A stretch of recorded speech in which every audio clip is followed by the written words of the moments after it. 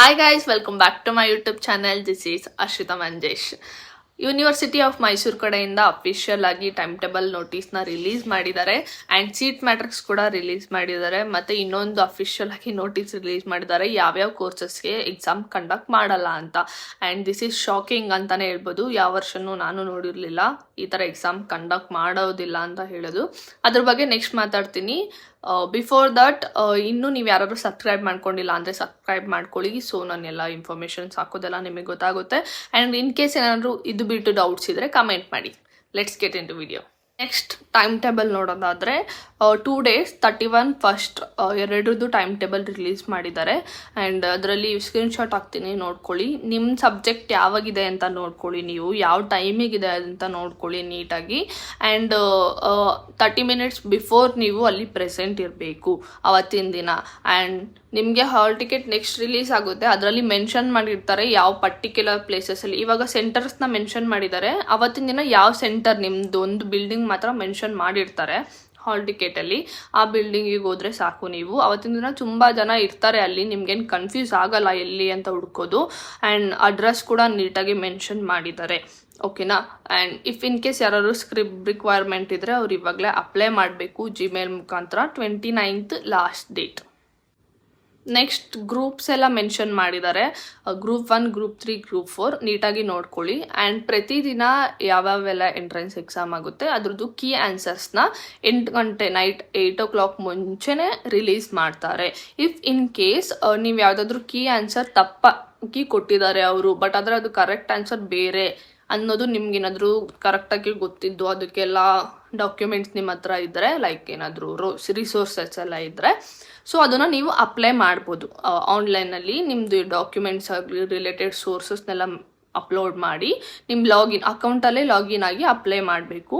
And ಇದಕ್ಕೆ 100 rupees charge ಮಾಡ್ತಾರೆ. And ಇದು ಅಬ್ಜೆಕ್ಷನ್ ಅಂತ ಹೇಳ್ತಾರೆ. ಅಬ್ಜೆಕ್ಷನ್ನ ಫೈಲ್ ಮಾಡೋಕ್ಕೆ ಇರೋ end date 3rd August 5 o'clock ಅಷ್ಟೊತ್ತಿಗೆ, ಈವ್ನಿಂಗ್ 5 o'clock ಅಷ್ಟೊತ್ತಿಗೆ ನೀವು ಫೈಲ್ ಮಾಡಿದ್ರೆ, ಮೇ ಬಿ ಇನ್ ಕೇಸ್ ನೀವು ಕಳಿಸಿರೋ ಆನ್ಸರ್ಸ್ ಅವರಿಗೆ ಓಕೆ ಈ ಥರನೂ ಇದು ಕರೆಕ್ಟ್ ಅಂತ ಅನಿಸಿದ್ರೆ ಅವ್ರು ಅವಾಗ ಕೀ ಆನ್ಸರ್ಸ್ನ ಚೇಂಜ್ ಮಾಡ್ತಾರೆ, ನಿಮ್ಮ ಸ್ಕೋರ್ ಜಾಸ್ತಿ ಆಗೋ ಚಾನ್ಸಸ್ ಇರುತ್ತೆ.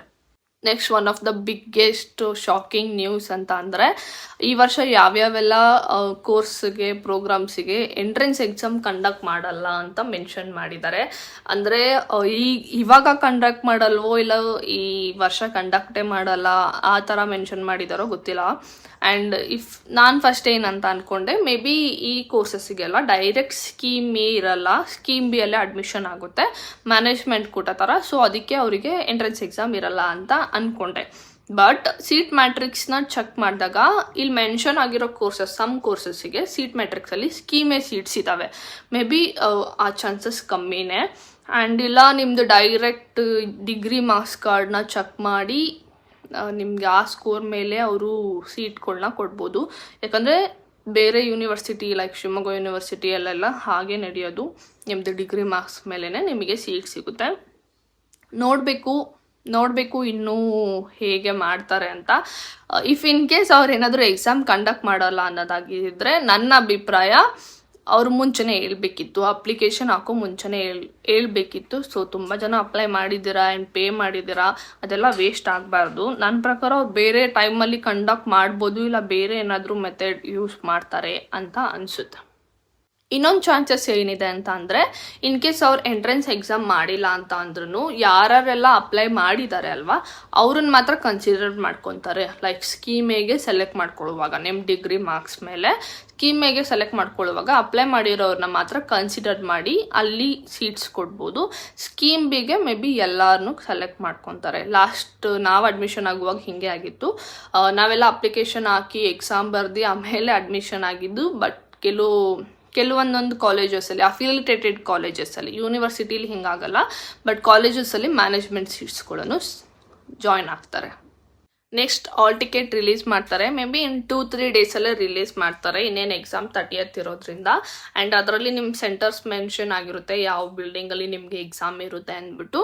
ಆ್ಯಂಡ್ ಇಫ್ ಇನ್ ಕೇಸ್ ನೀವು ನೋಡ್ತಿರೋರಿಗೆ ಯಾರಿಗಾರಿಗೂ ಗೊತ್ತಿದ್ರೆ ಯಾಕೆ ಈ ವರ್ಷ ಕೆಲವೊಂದು ಕೋರ್ಸಸ್ಗೆ ಎಕ್ಸಾಮ್ ಕಂಡಕ್ಟ್ ಮಾಡ್ತಿಲ್ಲ ಅಂತ ನನಗೂ ಹೇಳಿ ಕಮೆಂಟ್ ಸೆಕ್ಷನಲ್ಲಿ. ಸೊ ನನಗೂ ಗೊತ್ತಾಗುತ್ತೆ. ಆ್ಯಂಡ್ ತುಂಬ ಜನ ಸ್ಟೂಡೆಂಟ್ಸು ತುಂಬ ಮಾಡ್ಕೊಂಡಿದ್ದಾರೆ, ಅಂದರೆ ಟೆನ್ಷನ್ ಆಗಿದ್ದಾರೆ. ಯಾಕಂತ ಅಂದರೆ ಆಲ್ರೆಡಿ ಅಪ್ಲಿಕೇಶನ್ ಹಾಕ್ಬಿಟ್ಟಿದ್ದಾರೆ, ಇವಾಗ ಕಂಡಕ್ಟ್ ಮಾಡಲ್ಲ ಅಂತ ಹೇಳಿದರೆ ಹೇಗೆ ಇರುತ್ತೆ ಅಂತ. ಮೇ ಬಿ ಇನ್ನೂ ಇನ್ಫಾರ್ಮೇಷನ್ ಕೊಡ್ಬೋದು ನೆಕ್ಸ್ಟ್ ಅದ್ರ ಬಗ್ಗೆನೂ. ಆ್ಯಂಡ್ ನಿಮ್ಗೇನು ಅನಿಸುತ್ತೆ, ಈ ವರ್ಷ ಸ್ಕೀಮೇ ಇಡ್ತಾರಾ ಇಲ್ಲ ಬರೀ ಎಲ್ಲರಿಗೂ ಸ್ಕೀಮ್ ಮ್ಯಾನೇಜ್ಮೆಂಟ್ ಕೋಟಾಲೇನೆ ಸೀಟ್ ಅಲಾಟ್ ಮಾಡ್ಕೊತಾರ, ಇಲ್ಲ ಬೇರೆ ಯಾವುದಾದ್ರೂ ಮೆಥಡ್ನ ಯೂಸ್ ಮಾಡ್ಬೋದು ಅವ್ರು ಅಡ್ಮಿಷನ್ ಮಾಡ್ಕೊಳ್ಳೋಕ್ಕೆ, ಏನನ್ಸುತ್ತೆ ಅಂತ ಕಮೆಂಟ್ ಮಾಡಿ. ಸೊ ನನಗೂ ಗೊತ್ತಾಗುತ್ತೆ. ಆ್ಯಂಡ್ ಇದು ಬಿಟ್ಟು ಬೇರೆ ಏನಾದ್ರು ಡೌಟ್ಸ್ ಇದ್ದರೆ ಇಲ್ಲ ಯಾವುದಾದ್ರೂ ವಿಷಯದ ಬಗ್ಗೆ ವಿಡಿಯೋ ಮಾಡಬೇಕು ಅಂತ ಇದ್ದರೆ ಮೈಸೂರು ಯೂನಿವರ್ಸಿಟಿ ಬಗ್ಗೆ ಕಮೆಂಟ್ ಮಾಡಿ. ಸಬ್ಸ್ಕ್ರೈಬ್ ಮಾಡ್ಕೊಳ್ಳಿ. Thank you for watching. Bye bye.